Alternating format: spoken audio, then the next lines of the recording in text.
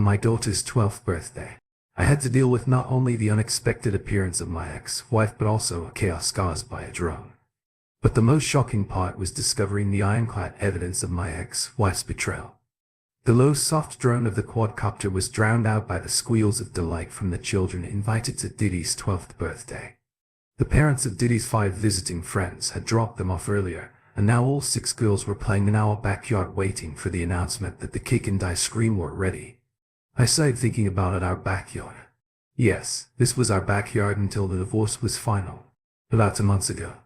Now it was just my backyard, except that it also belonged to my son, Ethan 14, who sat in the patio with a feigned indifference, and my daughter, Olivia 11, well, 12 as of today, hence the birthday. While my little princess is just 1 year out of her teens. God help me. We've survived Ethan's transition. Well, for now I need to find a way to help Diddy navigate this minefield on the path to womanhood without guidance or help crap. It's Diddy's special day. The last birthday of her childhood, before entering the dramatic, luxurious and painful time of adolescence. I had already decided a few days before that I would not allow the joy of this day to be overshadowed by thoughts of Diddy's mother to my ex-wife, Rebecca. Instead, I will focus on giving Diddy a memorable time and also get ready for the fun I'm putting together with my friend and now partner in our exciting and promising to be lucrative business. Noral P-R-A-10. Careful, D, I said to Noral, as I controlled our remote-controlled aerial platforms using the tablet controllers each of us had. Don't reset too early. They might run away and we miss the full effect. Just make sure you fly the other drone low over the back fence and turn on the lights at the right time. My Indian-American friend replied, when everyone is distracted from the real threat. Then the bombs are ready. He had almost completely lost his sing-song, Sutnet Senaton speech rhythm during his 6 years here in the US. In fact, his life in Tennessee for 4 of those 6 years softened his English pronunciation and led to the introduction of expressions like why into his everyday vocabulary. He sometimes even joked to me that in Knoxville he learned that y'all was singular and all y'all was plural. 6 girls at a birthday party were now moving around the backyard looking at the quadcopter hovering above them. It made a low hum, moved slightly in one direction for a short distance, then hovered again. The girls watched him and walked under him. He moved again in the other direction for about 20 m and the girls flocked in that direction. Below the quadcopter that was moving about 8 m above them, the one we called an Oligay was suspended, a round object with ribbons flowing around it. We let the girls know that it was an air pinata and it would drop little candies on them at the right time, while we kept the other quadcopter, the one D and I called dead, out of sight. I was the one who actually controlled it and I disabled it for a while. He waited quietly in a small clearing in the woods, just outside our back fence. I put my tablet controller down so I could reach the Budweiser Black Ram bottle. I've been choosing this beer more often lately as I felt the need for a little more alcohol content after the unfortunate events of my divorce. But I wasn't going to get drunk today since I still had to drive. I just enjoyed the taste. So I limited myself to only 2 bottles. I coughed choking due to the momentary distraction of her appearance. I knew that Diddy had invited Rebecca, my ex-wife, to her party, but it still upset me to see her as she walked out onto the patio as if she owned the place, still an arrogant queen dominating anyone and everyone who came within her sphere of evil influence. She surprised me because I didn't notice her car arriving. I had to cough a couple of times to clear my airway of the stray beer that got in there. When she distracted me for a split second, Rebecca still looked good, but not as impressive as she had been a few months ago. Her shoulder length, blonde hair, green eyes and gorgeous body could always make the movement at least slow down, if not stop completely. She was still very attractive lately, but I gained a little weight, which I'm sure she didn't like. The status of the most attractive woman in sight, which she had maintained for most of her life since the age of 15, was now in danger of disappearing. Placing the wrapped gift on the table reserved for Diddy's gifts, she looked straight at me at first without expressing any emotion. Her face quickly changed from brief delight to the absence of any emotion, then to a brief moment of sadness, followed by a clear desire to face the moment with determination. She sighed noticeably, trying to put on a polite smile of greeting. Alex, she said, walking towards me. Rebecca. I limited myself to answer. Turning to her daughter and her friends, I made a more or less successful attempt to dispel the tension that had arisen in my body. Due to her mere presence, she could still excite me, but now it was a different excitement. I looked at my watch and noticed that time could slip away if I wasn't careful. I put down the bottle of beer and picked up the tablet controller. It's time, I said to my friend standing a few feet away from me, with his own controller in his hands, concentrating on the controls of the Enola Gay. I couldn't tell if he knew Rebecca was here. I knew that, other than a slight distaste for her presence, he wouldn't care. Okay, he replied, nodding, simply as he maneuvered the Enola Gay closer to the back of the yard and the fence. I took my tablet controller and touched a point that activated it remotely. I couldn't hear it come to life behind the fence, but I noticed the system status indicator on my tablet, which informed me that all systems were okay, as they say in NASA. While Dee was distracting the girls by maneuvering the Enola Gay, I picked up the alien and raised it high enough to clear the trees on the way to our yard. In the bottom left corner of the tablet screen there was a built-in window that allowed me to see what the alien was seeing through a miniature camera, transmitting the image wirelessly to my controller, using a set of on-screen controls. I was able to remotely move the camera so that its field of view could rotate 360 around the gianty and even zoom in and out. But today there was no particular need for this. There is also no need for built-in remote recording functionality on the tablet controller. The girls were so focused on Enola Gay that they didn't notice how it descended. As it cleared the last trees on the way to our fence, I heard Rebecca next to me take a deep breath of surprise at seeing it. She was about to shout a warning, but I growled at her. Not a sound. I didn't look at her, but I knew she was a little angry. Before the start of our divorce proceedings, I never allowed myself to be rude towards her, and she was not used to being at a reception. I don't know if it was the determination in my voice or her sudden indignation that made her exhale. Instead of shouting a warning to the girls and ruining the surprise, all I know is that she, for her own reason, chose to remain silent while remotely aimed it over the fence and brought it closer to where the girls were standing, but behind their line of sight. I quickly pressed the two dots on the control screen to engage the necessary functions to perform the surprise. Two very bright flashing red and green strobe lights began to flicker alternately as that hovered at a safe altitude, just above the head of the tallest girl in the group. A split second later the sound effect went off. Ah, a loud signal sounded, imitating the siren of a police car. The girl screamed and turned in unison to see the frightening sight of the flashing strobe lights just above and behind where they stood. In that moment of paralysis, I heard Dee say bombs ready and looked up from his tablet to see Enola Gay release a round object with ribbons hanging underneath it. The object fell only a meter when suddenly there was an explosion from within with a slight pop and the object disintegrated above the girls' heads. The ribbons descended smoothly around them just a few seconds after being lightly sprayed with water from a cone-shaped ball of compressed coal that exploded inside the ball. As the Enola Gay began to make its way back towards the patio and Dee's, I saw a string with the remains of a fuse hanging underneath it. No fuse components flew apart or injured the girls' DA. Diddy shouted, partly indignantly, partly with humor, turning to Di's and me laughing at them. I knew that she was mostly reacting to the fright of the sudden event that Diz and I had orchestrated. The spray of water was not strong enough to ruin their clothes or, God forbid, their hairstyles. Diddy started stomping over to where I was standing with Rebecca to express her displeasure, when I heard Rebecca next to me make a sound that sounded like she was choking. Turning to look at her for a moment, I saw that her eyes were wide open and her mouth was slightly open. She was clearly surprised, but there was something else. This something became obvious when she turned to me with rage and contempt. "It was you bastard," she said in a quiet whisper. She then came towards me and spanked me hard. It's a good thing I didn't touch the tablet controller screen when I backed away from her punch. Otherwise I might have smashed it or caused it to collide with one of the girls. As it was, it just hung in place. She calmed down a little and said, "You know you can be a real cool. Some of us sometimes not having the gift of a witty comeback or the ability to come up with quick one-liners." I surprised myself by answering rather quickly, "You mean as opposed to being a real cool all the time?"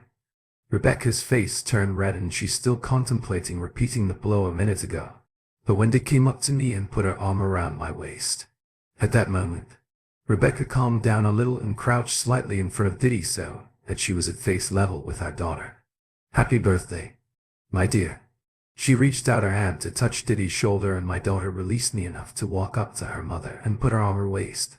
Rebecca, although she didn't seem particularly comfortable with this public display of affection, she had never been one for public displays of affection, especially with me, nevertheless hugged Diddy and said, "I'm afraid I can't stay.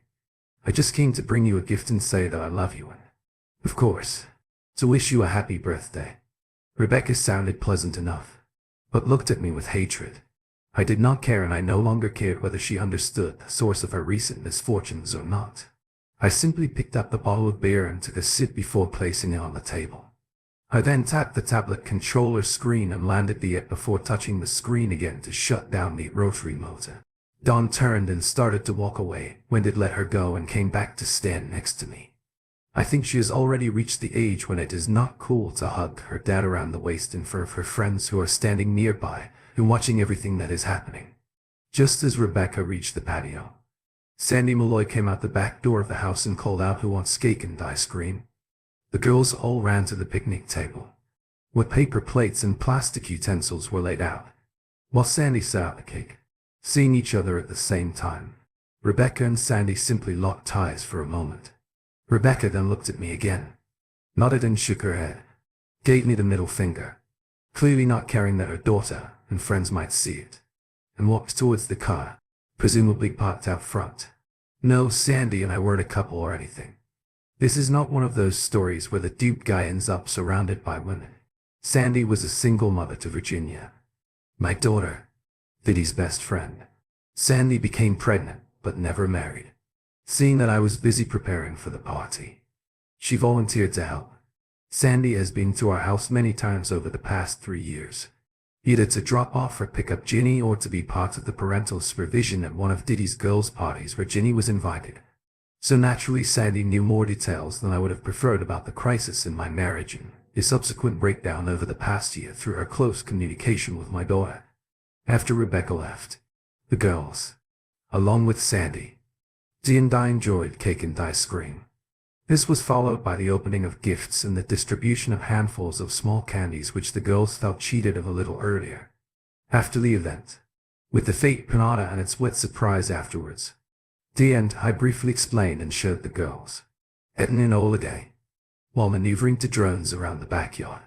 Of course, the more acceptable term these days is a manned aerial vehicle, or UAV, as the term drone has come out of fashion among civil liberties advocates protesting the government's use of military and police versions of drones at home and against nominal American citizens fighting terrorists abroad. Although the Federal Aviation Administration was still delaying the approval and licensing of commercial waves until 2015 or even later, Bees and I still did all the necessary basic research and testing that we could afford.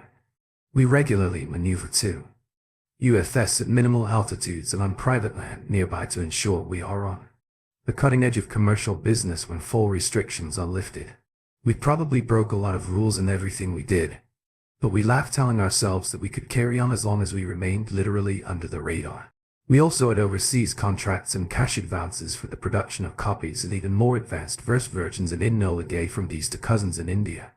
The two brothers were already planning to introduce UAV delivery there, not restricted by Indian laws, which has so far only been publicly announced here in the US by the executives of Amazon, Common Domino's Pizza. These Indian entrepreneurs also saw themselves as commercial leaders throughout Southeast Asia in the use of waves for purposes such as remote sensing. Commercial aerial film production was also a lucrative endeavor. Add to these efforts challenges associated with oil and gas exploration and mountain rescue. We talked about the potential for big money. I was quite surprised by the size of the down payment and the promise of even greater rewards in the future. After all, Dee and I have been doing this since he completed his master's thesis last year, while intern in the UAV research program. The FA finally approved extensive UAV research at only 3 universities, Texas A&M University, Virginia Tech and the University of Alaska Fairbanks. Dee was part of the program at UF and he started renting a room from us. Dee worked diligently to complete his graduation requirements by intern at UF test sites near Pendleton and NTMOK. He came to us at a time when Rebecca and I urgently needed additional income for a short period of time, and we decided to rent out part of the house. Was the first to respond to the advertisement, although Rebecca had some initial reservations about renting to a foreigner on a study visa. She eventually agreed. Dee moved in the week after we first met. Since my home was in Woodland, Washington, just outside and north of Vancouver, along the Columbia River. This placed us about 3 hours from Pendleton and 2 hours from Tilokay. Dee only had to travel to these testing sites. During testing, he used the rest of the time to complete his postgraduate work through distance learning from my home. But after the divorce, I let him live there for free. Although Dee's name was normal, everyone called him Dee and he didn't seem to mind. Someone learned that the word daisy is a Sanskrit term for the people, cultures and products of the Indian subcontinent or South Asia. From there, it was not far from the nickname Dizzy or Diz. He thought about it briefly the first time someone called him Dee, literally for about 5 seconds before smiling and accepting it. Realizing that his acceptance of the nickname coincided with his acceptance as part of our collection of friends and acquaintances before the divorce, I had a quiet conversation with Dee after he told me about the potential financial tsunami that was coming to the commercial URV industry. I was already having trouble with my then wife, Rebecca, especially when it came to finances. She and I had fundamentally different views on spending, saving, investing and planning for our financial future. So I quietly reached out to my lawyer to help me hide my investment in UAV research and development, which Dee was now doing for his cousins after being released from a non-disclosure agreement related to his college internship. I was pleased that the terms of my divorce with it took Rebecca to finalize the terms of my business with Dee and his cousins. This meant that any profit I might have made from my new business was excluded from the divorce agreement and was out of Rebecca's reach. After Diddy's birthday party was over, we took one of Diddy's friends home. Now we were driving back home with Diddy sitting in the back seat. Ethan was in front with me, nodding his head and occasionally whispering lyrics while listening to music through his smartphone and headphones. Dad, Ethan asked, touching the phone screen, to pause the music. What does it mean when Elvis Presley says no such zone? It took me a few seconds to switch my mind from think about Diddy's birthday, Rebecca's short visit and her outburst, and the consequences of taking Diddy's friend home. And then I realized exactly what Ethan meant. Oh, you mean from that old song, Return to Sender? I asked. He nodded and I continued. Your grandpa Taylor. My father should have told me this when I asked him years ago. He said that when he was a teenager, when Elvis was still alive and young at the zenith of his musical career, the U.S. Postal Service had not yet introduced postal codes. Since most cities in America had only one post office, this was not necessary. But large cities such as Chicago, New York and Los Angeles had more than one post office, and cities were divided into delivery zones corresponding to the location of these postal buildings. I looked at him and saw him nod, looking out the windshield understanding. Then he asked me, what does it mean when Elvis says he sent a letter to Special D? I responded, these days, when you send a letter or package with special handling instructions, the U.S. Postal Service classifies it as certified mail, return receipt, requested priority mail or express mail or something similar.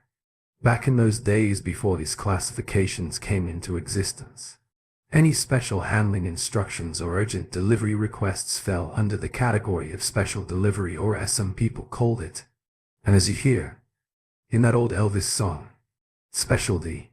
Ethan nodded again and continued listening to his music. I looked in the rearview mirror and saw Diddy falling asleep. After all the excitement of anticipation from the previous night and the tedious activities of preparing and hosting her birthday, I could understand I had to go through all this with her too, as well as all the crap I had to go through with Rebecca showing up today. I pushed aside Rebecca's irritation and looked lovingly at Diddy, thinking, my little girl. Yes, my little girl is growing up just like her brother. My thoughts then went back to Ethan's question about an Elvis song he heard on the oldie channel of the music streaming app on his smartphone. I suddenly laughed loudly, which made Diddy open her eyes and look at me curiously in the rearview mirror, turning my attention back to the road ahead. I continued to chuckle as I thought about that line from the song again. Yes, I thought, remembering the most important message I'd ever sent to my ex-wife. I sent it by special delivery. The wedding happened suddenly and without much enthusiasm. It was just 2 weeks after Rebecca and I graduated from high school and a couple of months after we turned 18. She in April, me in May. Rebecca was pregnant and everyone thought I was the culprit. Although I tried to convince my father and her father that she had dated at least 4 other guys while we were dating. My father asked me if I had sex with Rebecca. As I lowered my head, avoiding his disapproving gaze, and nodded, he invoked an oath, documented and unofficial, but still observed in some mountain communities, legal maxim of village justice. If the source of the fraudulent check cannot be found, then the responsibility lies with the final endorser. A week later I had to kiss the bride. It wasn't that difficult, since I had been lusting after Rebecca for over a year and really loved her, despite her obvious preference for playing the field throughout our senior year. And besides, Rebecca Swinford was truly a beauty. In fact, she had been the most beautiful girl in our senior class ever since she became a sophomore. And her feminine curves began to blossom, and she knew it. Rebecca used the power of her looks in many ways. During high school, she was considered the queen bee. At school, she won over boys and destroyed other girls with her looks, comments and attitude, and, according to rumors, even seduced some male teachers in order to get passing grades. But this last fact was never confirmed and, as far as I know, she never confirmed this to anyone. The rest of this stuff was common knowledge. After we were officially married, Rebecca's father offered to let us use the small apartment above his garage as a place to stay while we tried to cope with parenthood, work, and the difficult pursuit of higher education. After our boy was born, Rebecca, although her mother was not particularly happy with our living situation, was still more than happy to be able to care for Ethan during the day, while Rebecca worked a day job, and I attended college and worked evenings several times a week.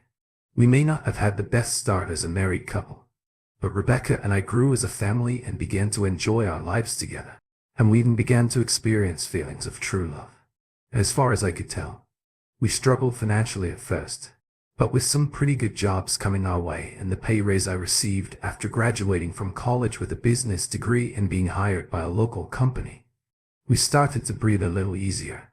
Our sex life together was amazing.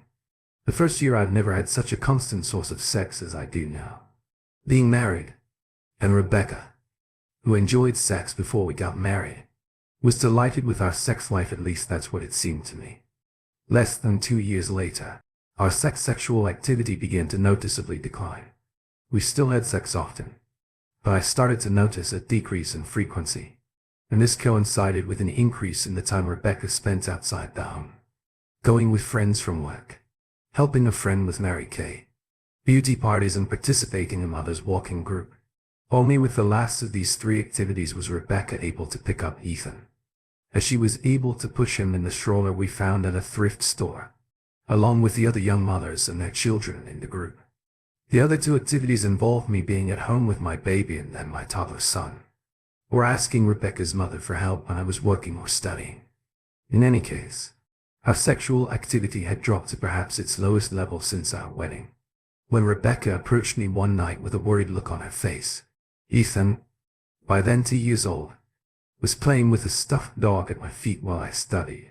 When Rebecca finally spoke, "Darling, forgive me," she said softly, with a sad expression on her face. It took me a while to step away from a financial management problem I was working on for one of my classes, to answer her, "Honey, what are you apologizing for?" I finally asked Alex, "I'm pregnant again." And I looked up in surprise and real joy at the news. Rebecca's expression showed that the situation did not bring her much joy. "Darling, this is great news," I said, getting up and going over to hug her. She didn't get up right away, instead forcing me to take her by the shoulders and lift her up for a hug and a kiss. Her enthusiasm might have been low when we started kissing, but she eventually kissed me back. I tried to let her know that I was glad to be a father again.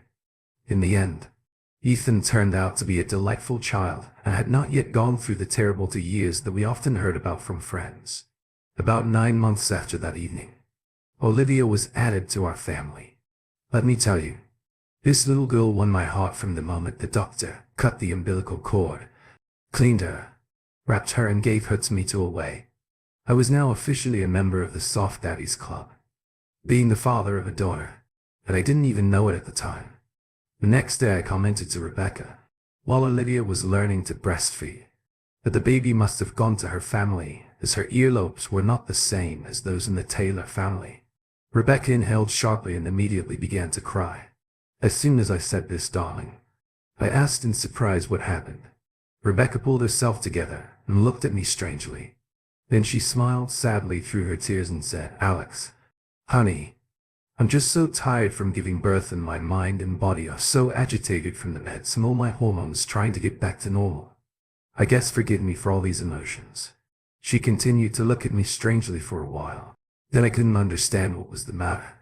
But then something seemed a little off with what she was saying. But I decided to believe her story out of love for her and her children and my own excitement. Rebecca, I know it's been hard. Rest now and prepare to return home tomorrow. Mama Swinford has prepared everything in the nursery and is looking forward to us all coming home. Especially little Olivia. I smiled at her with as much love as I could express at that moment. Rebecca looked at me and responded with a smile and a raised eyebrow, one of her nonverbal cues to invite a kiss. I complied and we both giggled at Olivia's slight burp between us. Rebecca died the pipes after Olivia was born, declaring that 2 children was enough for her. We discussed this.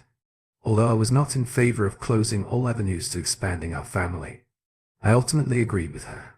11 years passed almost to the day when I learned that we had been living IV for a long time. After I got my degreed job, as I mentioned earlier, we began to feel the financial pressure we had been experiencing. Up to that point we still had debt, but it became manageable. Banks like to categorize debt as good debt and bad debt.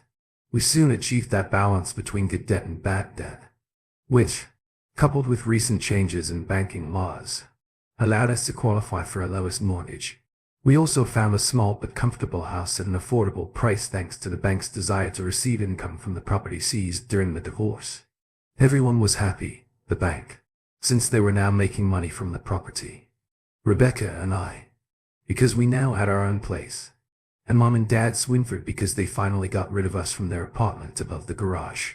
Well, Mom Swinford was not so happy, since she did not see Ethan and Diddy as often as before. When I started kindergarten, Rebecca successfully convinced me, after some hesitation, to let her return to work during the day while the kids were at school. She assured me that this would not affect our family time or time spent with the kids or me. For the most part, she kept that promise. Around the time Ethan was about to start high school in our Vancouver area, Grandpa Taylor was forced to deal with the grief of losing Grandma Taylor. A short time later, he called my father and I to meet him at his home. Tom, he said to my father, I know you and Ruth love where you are and don't want to move. For this reason, I want you to consider deeding this house to Alex as a one-generation pass. The house is in good condition, fully paid for. I expected my father to object to his own father neglecting him in this matter, but he seemed okay with it. After all, he and Mom, although not rich, were financially quite secure. I was still surprised and asked Grandpa, don't you want to stay here among the memories of Grandma and you together, son? Grandpa Taylor said with a sad smile, that's why I need to move out of here. These memories are so sweet that they make me sad that she's no longer here to talk to me about them. No, I want you to have this house for your young family and I'll parking motor home from a communal parking lot and go see some places here in the Northwest that I never got to see before. I was too old for this. So Rebecca and I, along with our 2 children, became residents of my grandfather Taylor's home in Woodland, Bulledwin, north of Vancouver. When the new deed was registered, Grandpa Taylor insisted that it be in my name only. I didn't realize it at the time, but now I'm glad he did. It made the house somewhat divorce-proof. If he had not done this, it would have been very difficult for me to fight for and win custody in the litigation surrounding our divorce. About a year ago, Dee had been renting a room from us for about 8 months, when I noticed a change in his behavior. He weakened in the weeks after he first came to us, and Rebecca and I easily engaged him in conversation. After that he showed remarkable patience with the almost constant stream of questions from the then 13-year-old Ethan. I noticed a change in DIZ's behavior but decided that he was probably trying to solve some technical problem with the waves we were experimenting with. Yes, I said we. The company I worked for in Vancouver coordinated large-scale catering operations in support of several airlines operating out of Portland International Airport in Oregon. PDX was located directly across the Columbia River from Vancouver, Washington. Only about 13 miles of Highway 14 and I-205. Each day our caterers, cooks, packers and transporters prepared, packaged and delivered custom airline meals to PDX, customized for the flight deck on large aircraft to serve in flight meals. We pride ourselves on providing quality prepared meals at a very competitive price. The fixed base operations coordinator at PDX agreed with this assessment as he renewed our contract annually. Thanks to this, we were a very profitable enterprise. Some of the profits distributed came in the form of periodic bonuses rather than salaries. As a department manager, I received some bonuses that were surprising in their generosity. As I mentioned earlier, I realized early in our marriage that Rebecca and I had different ideas about financial management. To prevent my bonus money from becoming a noticeable stream of cash flowing out of my home, I took some protective measures. I found a consulting team of two brothers, one of whom was certified in finance and the other an attorney. They helped me build my investment portfolio, providing tax and legal advice that went along with their services.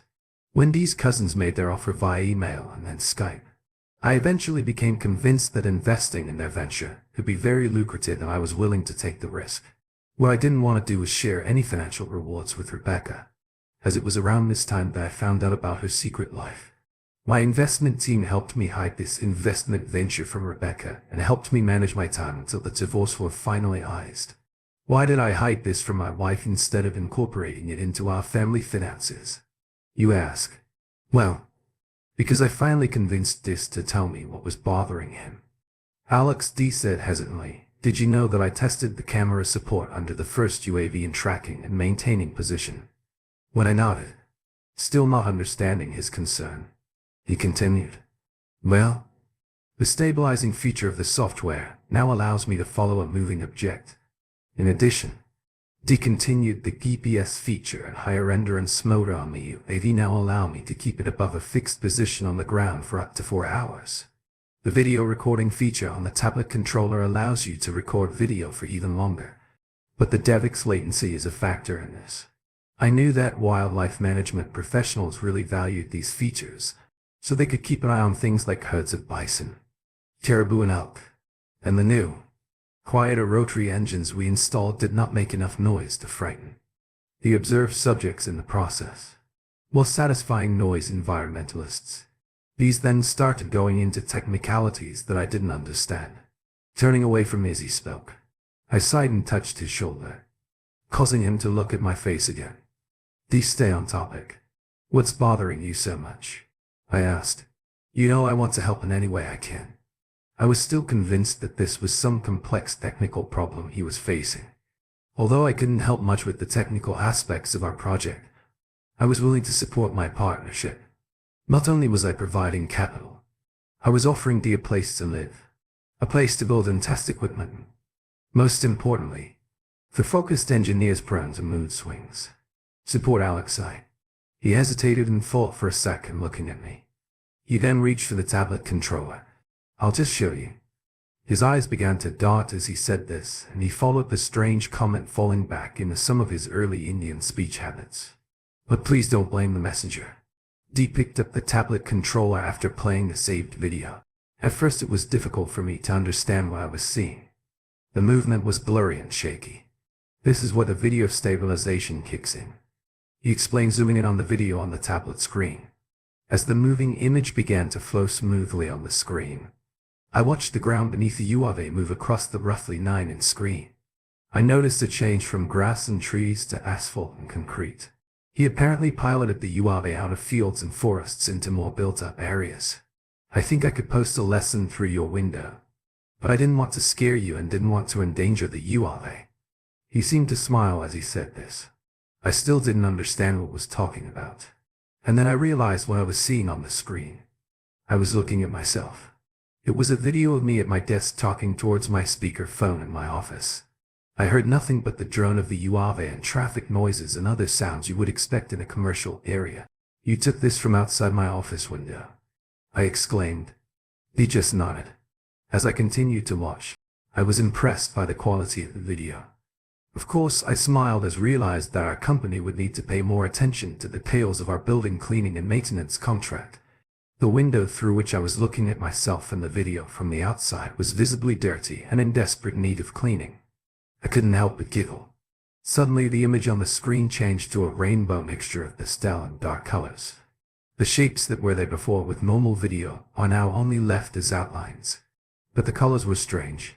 It felt like I was in the middle of the weather radar on the Weather Channel.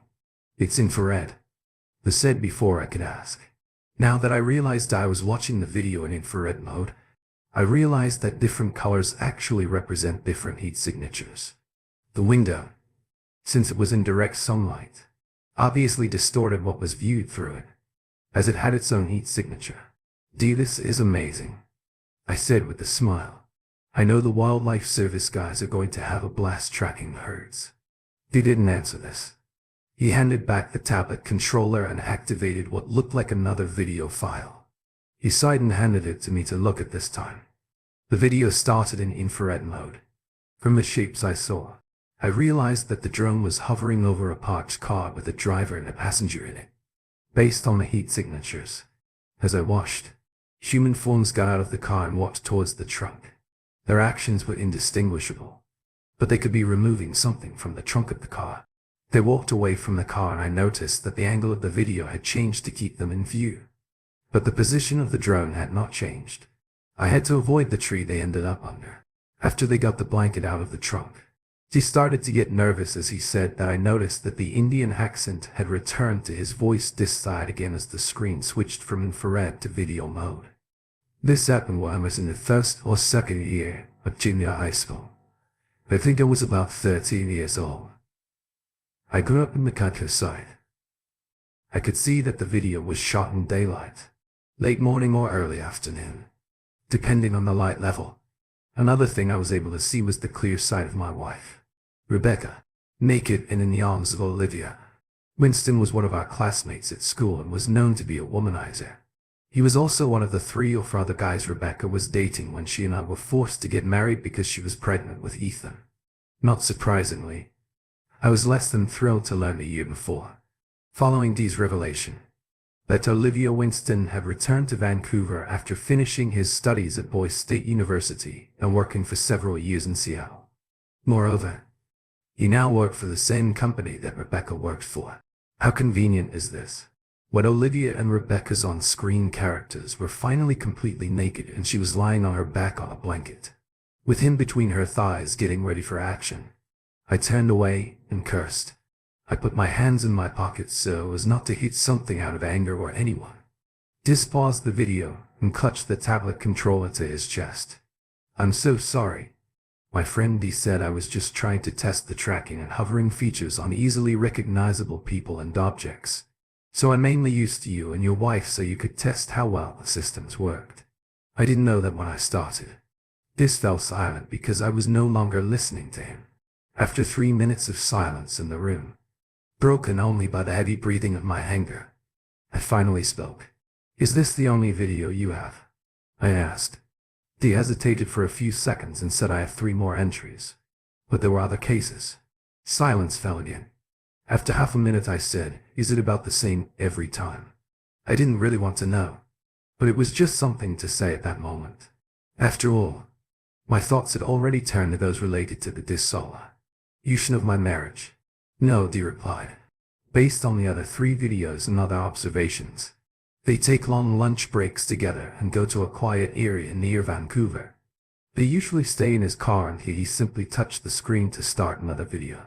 The brightness and contrast of this video were very different and I commented on that. It's because of the rain." Dee said. I nodded. Yes, it rained a lot in the Vancouver-Portland area in the spring. I could understand why they preferred to stay in Olivia Winston's car during their meetings. Heck, I remember hearing Winston showing off his new car with the huge panoramic sunroof. Some cars with this feature have a full glass roof, others with several panels. They are all designed to open the entire cabin to the sun and allow at least part of the cabin to be open to fresh air. Some people enjoy the wind in their hair. Others just like to sit and watch the stars in the evening. Of course, when it rains, which often happens in the Vancouver-Portland area, the panoramic sunroof still provides visibility, but without having to endure rain in your face or, in the case of the ladies, in your hair. Olivia Winston's car was a Chrysler 300s with all the bells and whistles, including its panel panoramic sunroof, which she loved to brag about. Yes, the ladies like to do it in the luxury of my car, enjoying the beauty of the sun and the stars above. I heard him say this at least twice at work parties I was forced to go to with Rebecca. I didn't hear my wife mention Olivia do anything at these meetings. That would make me suspicious. It seems my wife and her long-term lover have become very good at hiding the signs of infidelity. As this held the tablet in front of me showing the betrayal of my wife, I saw the heat signatures show that they were doing something similar to taking off clothes in the front seat of the car. They kissed often while doing this.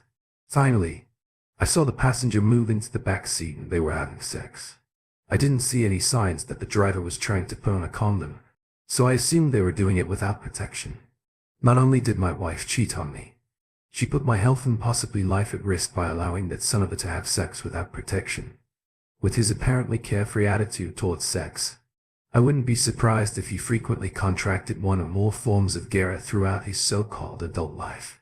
This I finally said. I'm going to need copies of these videos, and it looks like I'm about to have a serious conversation with my future ex-wife about our extramarital affairs, so to speak. I will also need these videos as evidence when I sue for custody of my children.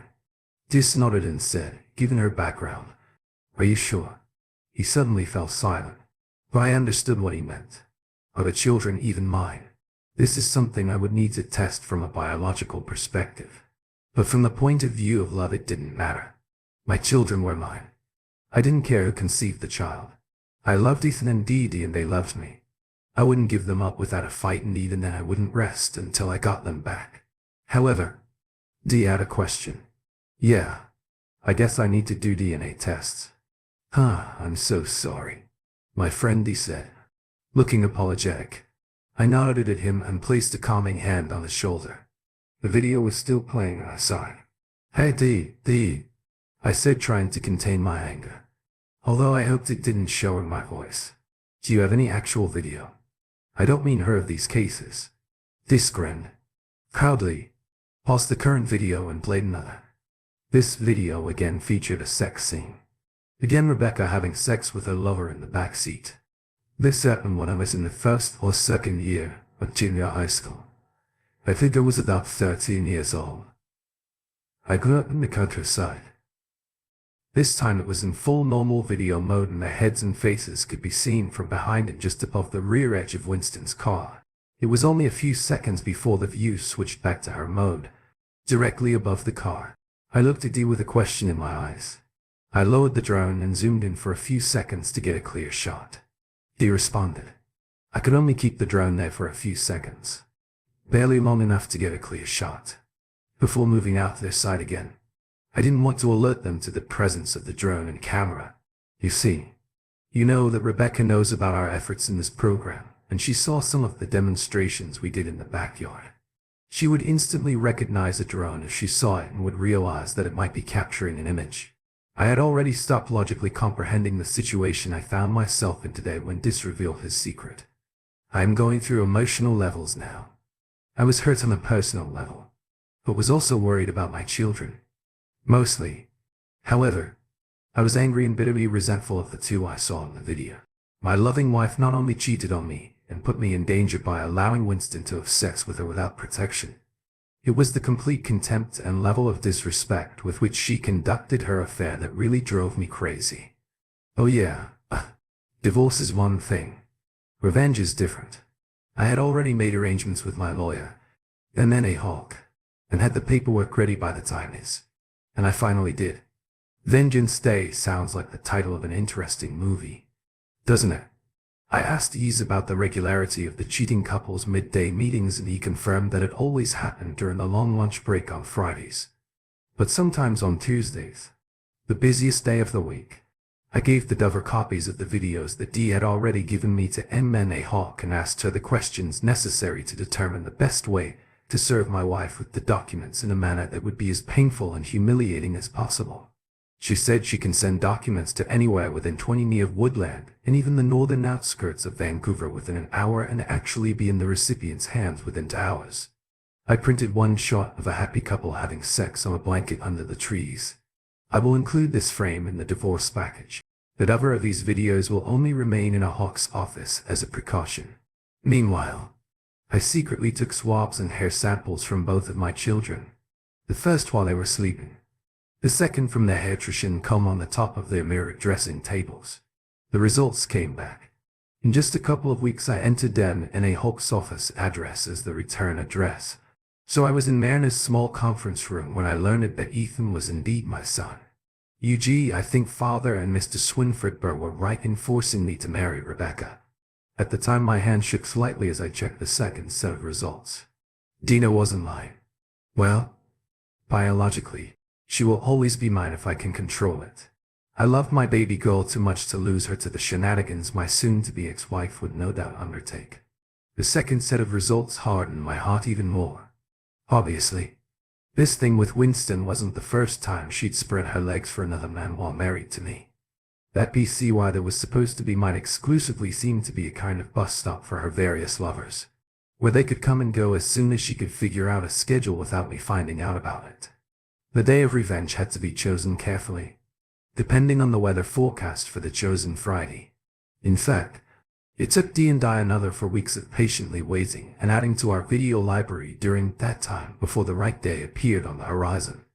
It was now May and the weather forecast for the coming Friday was not only mostly sunny but also with an expected humidity level of an incredibly low 15. Sure, if the couple doesn't get out of the car, they'll probably do it in the back seat with the panoramic sunroof open. Everything depended on the weather, but Dee and I were ready to act anyway. Oh Alex, are you sure about this? I mean it's just so disgusting. Dee complained. We were busy pouring the content of the bucket in front of us into one of several special weather balloons I found at the military store. We developed the bombing capability of the drone, which was now called the Enola Gay. Dee fitted it with a fuse using compressed carbon dioxide, and we filled one of the weather balloons with water. Dee carefully inserted the fuse inside the filled balloon before I sealed it. Leaving the fuse cable outside, we wrapped fabric tape around the seal several times and made a loop from the same tape. This loop will be held by a remotely activated pizza delivery guy, so to speak, on the underside of the Enola Gay drone. One touch of the tablet controller screen will release the weight on command. When the ball falls far enough to pull the fuse cable, it will go off and the ball will explode in a sudden watery explosion. I insisted on 3 test runs with water balloons in the backyard. We ran the last 2 rehearsals in conjunction with moving alternating strobes. The one we now called it after the famous movie that featured a lot of flashing lights on the spaceship that delivered and picked up the movie's protagonist. You can be sure that I am sure of that. I said in response to Dis's question. I want them to be in the literally. With these words, I continued to fill the bowl with a disgusting mixture of piss. And the idea came to me when I was driving around feeling sorry for myself and stopped at a small parking lot run by the Washington State Parks and Recreation Commission. The primitive site, while keeping it green and untouched, as the conservationists here like it, apparently actually had an equally primitive toilet instead of the chemical one found at most more modern sites. Then I smiled evil-wise an idea came into my head on how exactly I could take revenge. Now I was careful to wear surgical gloves when filling the balloon. Just like Dee, we had a bucket of bleaching water mixed with disinfectant next to us. Once we finished filling the balloon, we wanted to seal it tightly and hang it on a hook in the garage while we dipped our hands in the cleaning solution. It would be bad if Dee and I, after taking revenge on the cheaters, contracted hepatitis or something equally terrible. In the process, we also needed to make sure we didn't overfill the balloon. Previous water balloons were significantly larger so that we could provide a safety margin in terms of payload, weight and volume for the actual operation. Now all I had to do was wait about an hour for Olivia, Winston and my wife, Rebecca, to leave work for their weekly Friday afternoon sex session. I went to my tablet controller and started the engine 10 minutes before the traders usually left the building. After about 30 seconds of warming up, I picked up the It from its cover, in a grove of trees, across the parking lot from the building where my wife worked. I practiced with the camera attached under the It using a gimbal and got good at changing the orientation of the camera. As the platform moved, I left the It in hover mode, practicing controlling camera movement and zoom to make sure the mount didn't jam at the wrong moment. I wanted to make sure I captured all the painfully humiliating action. I couldn't help but be surprised that I was over 13 miles from where It was monitoring my wife's place of work. Alibi still would sure enough. Rebecca and Olivia walked out the door leading into the parking lot together, and on time they didn't seem to care what their co-workers thought. Which apparently partly explains the poor fool looks I've been getting from some of my wife's co-workers at the last couple of work events. Okay D, we know where they are going. Let's load up and out gay. I told my friend with these words. We carefully removed the filled balloon from the hook in the garage. It was scary when I almost dropped it. But we stopped and lowered the pulse below about 6 and moved the bowl to the place where it no stood. I let D handle the matter. He was an expert in attaching the fuse and suspension mechanism to carry the load. I went back to the monitoring and moved it to the correct position. The view from above of Olivia's moving Chrysler quickly became boring. But the excitement of what we were doing kept us on our toes and focused. The walk to Rebecca and Olivia's favorite parking spot usually took about 10 minutes. And today was no different. Dee laughed quietly and said, "Oh yeah." Quietly. When I asked what he meant, he chuckled and said, "Look at the hatch." As I turned and zoomed the camera a little to get a good view, I saw that Winston had opened the panoramic sunroof of his luxury car so they could feel the spring breeze as they drove. I prayed to myself that they would leave it open. It had rained the night before, so the ground was very wet. Today, however, the weather was gorgeous, around 60 and mostly sunny. With the humidity temporarily leaving the area, the conditions could not have been better for our purposes. Of course, as soon as the car stopped, the couple got out and saw that the ground was too wet to have sex on the ground under the trees. They embraced in a passionate kiss and began to harass each other. We watched from a corner among the trees nearby as they took off each other's clothes without shame right in the open air. They then leaned into the car to place items in the front passenger seat footrest, kissing and caressing each other between removing each item of clothing. Damn it. I thought she was still an attractive woman, even if she was flawed. I noticed in passing that Olivia Winston's equipment was in the Goldilocks category. Not too big, not too small. Just noticed. You know, without dwelling on it. I watched, gritting my teeth, as my wife of almost 15 years opened the back passenger door of the car and climbed inside preparing for sex. I kept the It in hover mode to the side, out of their line of sight, and told Dee to begin his maneuver. From this point on, I slowly and carefully moved the It to a position below the line of sight and behind the curve of the trunk of the car in which the cheaters were now having sex. I almost wondered when I heard D's warning. "Okay," he almost shouted, having come to his senses. He said, "Final approach. Strobe and signal at the Tito .1. Then, in a calm voice, a little louder than a whisper, he said, "Now I raised the It to the level of the rear window." I caught a glimpse of the ecstatic expressions on the faces of the couple having sex in the back seat, as I activated first the strobe lights and then the police alarm. Today I covered the strobes with dark blue film. As the bright flashing lights came on, I chuckled briefly, thinking about what must have been going through the crew's minds. The lights looked like those on the roof of a police car. This sound has been almost universally recognized in the United States as a police car horn. As planned, the couple stopped moving and stood still for a few seconds. Their horrified expressions were captured for posterity by a video streamed from it. I smiled at their discomfort and congratulated myself for surprising them so much that I almost missed Diz's words palms away. I have to admit I wasn't expecting anything as disgustingly unpleasant as what the EP video showed. The movement inside the car behind the couple in my viewfinder looked like something falling through the hatch, but it only lasted a moment before the rear window, except for the area covered by the couple's heads and shoulders, was covered in a disgusting brown film. It took a few seconds for the couple to realize that they were now covered in a brown haze of piss and soft like the entire interior of Olivia Winston's precious luxury Chrysler 300s. They were looking out the back window as Dee's device exploded. leaving their faces minimally covered with only residual drips from the ceiling of the car. This was planned when Dee and I were developing the attack. I had to make sure they were facing away from the fuse so they didn't get blown in their eyes. We didn't want to blind them or in their nose or mouth. We also didn't want them to swallow anything. After all, it's one thing to tell someone to eat crap and die. It's another thing entirely to realize that if they actually eat even a little crap, they could very well get so sick they die. I wanted to get back at them rather than worry about being accused of murder. Mission accomplished, Dee said in a suddenly authoritative voice. Then, more gently, he added, I think it's time to wind down, my friend. With that, we directed Enola Gay and get away from the scene, keeping them at low levels. We got them home within 20 minutes and celebrated with our arms around each other, and a Budweiser Black Crown Disc left on my instructions, leaving me at home to await Rebecca's ignominious return. I reactivated the IT to watch the main highway leading into our area, and quickly returned it to the garage when I saw the Chrysler turn off the highway. I have already warned M&A Hawk to have a courier in the area and be ready to act within 10 minutes. She gave me his cell number and I put it in my phone to alert him. When I saw Rebecca's car pull up to our house, my car was parked a few houses down from ours, so Rebecca wouldn't know I was home. I must admit that Winston's car was beautiful, at least from the outside. When he put it in park, I could still see brown streaks on the inside of the windshield.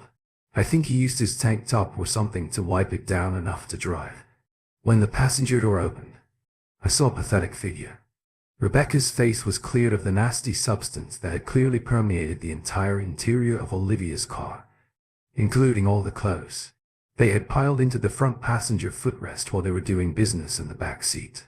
I knew this because I watched the Enola Gay video while Dee and I were enjoying our post-flight beers. His accuracy was phenomenal. The ball entered the car directly through the open panoramic sunroof, and the detonator blew its disgusting contents just a few inches above the center console between the front seats. The Enola Gay's camera captured a brown explosive effect that spread throughout the entire car almost instantly, even down to the footmat where the clothes were folded. A relatively small number escaped from the hatch thanks to the focus direction of the fuse set by Dee's. The guy was really talented at this. I watched as another dark car pulled up to the curb and its driver got out and walked towards my porch. He looked like a man in his late 20s or early 30s, and he was carrying a large manila envelope. He walked quickly across the yard and caught up with Rebecca before she reached the porch. I opened the window in the living room slightly so that sound could travel in both directions, outside and inside. He got close enough to Rebecca and began his formal speech. Rebecca, I couldn't help but laugh. He started again, trying to speak and breathe through his mouth at the same time. Rebecca Taylor, he asked, sounding like he was trying to breathe through his mouth and talk at the same time. Humans. This smell must be really terrible. Yes, but I can't talk now, she replied, trying to get rid of him. Bless his heart. He pressed on and simply said, here. I looked out the window and saw Rebecca take the envelope he handed to her. I think it was a reflex reaction. He then quickly walked to his car and said, as he walked back, Rebecca Taylor, you have received a summons. He snapped a photo of her on his phone, still stepping back to capture the event, along with the date and time of service of the summons. Winston wanted to leave immediately. Apparently he wanted to distance himself from his old mistress, take a shower, find a cleaner with the courage to clean his car, or an arsonist who would simply set it on fire and bring it out of its misery and move on with life, looking forward to the weekend. It took him a few minutes to get out of my parking lot because the delivery driver's car was partially blocking him. The courier took out another envelope and walked up to the driver's window of Olivia Winston's car. I didn't hear it, but it looked like the delivery guy had confirmed Olivia's identity and simply tossed the envelope out the window, stepped back to take a photo, and drove off. Apparently the smell was just as bad around the car as it was around Rebecca. I moved away from the window so Rebecca wouldn't see me watching the events unfold in my front yard. I heard her son. I don't know if it was a son of anger, sadness, self-pity, or a mixture of all three. I heard a few more. After that, she tried to use her key and found that it no longer worked. I took the opportunity this morning to change the locks and replace the garage door remote before the retaliation operation began. She still didn't know if I was home, but she still rang the bell and listened. She knocked on the door several times and kicked it once. Then I heard a sound like she came down onto the porch and sat down by the door. Some time has passed. Then I felt my cell phone vibrate in my pocket. I turned off the ringer so that she would not detect my presence in the house. I walked into the kitchen before answering the phone. What usually, when I saw her number on the screen, I would respond with hello, darling, or some other endearing word. Not this time. Alex, darling, something terrible happened, and She broke into a burst of loud, pitiful crying. I stayed in touch until she calmed down after a minute. Oh, Alex, I can't get into the house. My key doesn't work and I need to shower and cleanse so bad, GG. I almost laughed, imagining her sitting on the porch, crying, feeling her soaked clothes chafing her skin. Finally, I spoke. Rebecca, did you receive the package I sent you? Yes, she replied. What is this? The rude man who gave it to me said that I had received the summons. What did he mean? I couldn't believe. She didn't figure it out well. I guess you should open it up and see exactly what he meant. I said I couldn't resist using a harsh tone in my response. I heard her tearing the envelope, probably holding the phone to her neck. And chin, Alex. Why are you suddenly so angry? Oh no. No, I had a mini hawk make sure that the first item in the divorce packet was a photograph of Rebecca having sex on a blanket on the ground. From the angle at which the photo was taken, it appeared that the tall man with the camera had taken it from about 30 ft away using a zoom lens. The secret of drone video will remain between a few of us. Contrary to what most people expected, the divorce went smoothly. For me, the timed and dated snapshot the cheaters may have helped. I don't know. Since Washington state does not require fault in divorce and does not require a period of separation before divorce, the process was fairly quick. I received the house because it was in my name, but had to provide a significant amount of monetary assets to Rebecca. This included a minimum of 2 years of child support since she was still working. Since the house was mine, the court decided that it is in the best interests of the children that a passionate interaction is maintained, changing only as much as is necessary due to changes in the parents' relationship or is required to protect the child from physical, mental, or emotional harm. Simply put, this meant that the children should remain in the house with me so as not to change their usual interaction pattern. To Rebecca's credit, she did not try to portray me as physically, mentally, or emotionally abusive. If she did, I would provide Mahawk with a list of witnesses who would testify that I was not abusive. I was unable to completely free Ethan and Dee Dee from Rebecca's influence because the court ordered shared decision-making, which meant Rebecca could still be involved in the children's lives.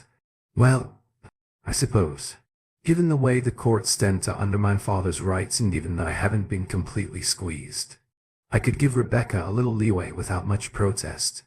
Of course, I wished I didn't have to deal with my ex-wife at all, but I still had kids to take care of. Until now, I have protected them from the facts of betrayal which destroyed our marriage. I plan to keep them in the dark for as long as possible. Rebecca rented an apartment just a few miles away. Guess who had to pay for it? She was closer to Vancouver and her place of work. What particularly irritated me was the requirement to pay for her cable TV connection. I didn't care if Rebecca was dating or trying to form some other relationship. This issue was never raised during the regular visitation of children, and I did not ask. In general, I suffered financially for about 6 months until payments began to come in from the business that Dee and I were doing with his cousins in India. Surprisingly, we didn't need to produce anything. We just had to be the masterminds and intermediaries in the deals that led to the production, special configuration and transportation of these structures. We had to hire another attorney to handle the export issues because our products were still not legal for commercial use in the US and there were some trade restrictions on technology exports. But oh God, once the Federal Aviation Administration gives us the green light here in the United States, the sky literally is the limit. I finally got a little financial boost when the court ruled in my favor on my intentional infliction of emotional distress claim against Dee Winston. It turned out that the guy had a lot of debt and the final payment to me after attorney fees and other expenses was only $40,000. Well, in the meantime I was still making good money at my day. Job life started to get better. A few months after the divorce, I think I started to miss my intimate life a little. I laughed when I learned that Olivia Winston's insurance agent refused to declare the car a total loss, insisting on a thorough cleaning, a return to service.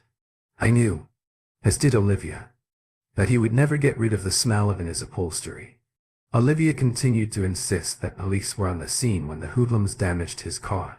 He argued that the police car's incident camera should have captured some evidence to support his story. Calls to the State Patrol and the Clark and Ceese County Sheriff's Department seeking the name of an officer or deputy who might be there yielded no results. Dia were tight-lipped about the bombing incident. We didn't really say or do anything to raise suspicion until Rebecca witnessed our little show tonight at Dee Dee's party and finally connected the dots. I put Dee Dee to bed. After we took a friend home, Ethan went to his room and probably surfed the internet before finally going to bed. Did you enjoy your 12th birthday, baby? I asked Dee Dee as she covered herself with a blanket. Soon. It will probably be a few months before I will no longer be welcomed into her room at bedtime. She's clearly growing up before my eyes. Papa, she said softly with faint irritation, I'm not your baby. Then she giggled. I couldn't help myself. I started to cry quietly. She saw my tears and said, Dad, I didn't mean to. I just meant, honey. I said as I gathered her into my arms for a hug. Blanket and all, you will always be my baby. She hugged me back and said, I know, Dad. I know. I kissed her forehead as she lay back down. I looked into her eyes and said, You're just so special, Dee. She smiled at me and closed her eyes. The DNA results that showed I was not the father of this little girl will never see the light of day if I can help it. I couldn't know for sure, but given Rebecca's insistence on maiming her, the odds were pretty high that Olivia Winston had aided Rebecca during one of his visits from school and boys all those years ago. This could be Rebecca's way of secretly laughing at me. I don't think she told Winston, even though she knew he was Dee Dee's biological father. Otherwise she would have to answer questions about her other lovers, and this would probably come up when he tried to fight my lawsuit against him. It didn't matter now. I had my kids with me, and my cheating ex-wife was out of the house. I went downstairs and looked at my watch, noting that it was only 9:10. I usually don't answer calls after 9 in the evening, letting the answering machine take them. I always thought it was rude to call my house after 9 p.m., unless it was an emergency for some reason. However, this evening, when the phone rang at 9:15, I decided to answer. I was surprised but somehow relieved to hear a voice on the other end. Sandy Malloy's voice spoke into my phone with obvious amusement. Okay, Alex, want to tell me what that vicious punch from your ex was about? Remember when I said earlier that this is not one of those stories where the cheated guy has ready female company when he finally divorces his cheating wife? Thank you for tuning in. If you enjoyed this episode of the story, please give it a like. And don't forget to subscribe to get notifications for updates.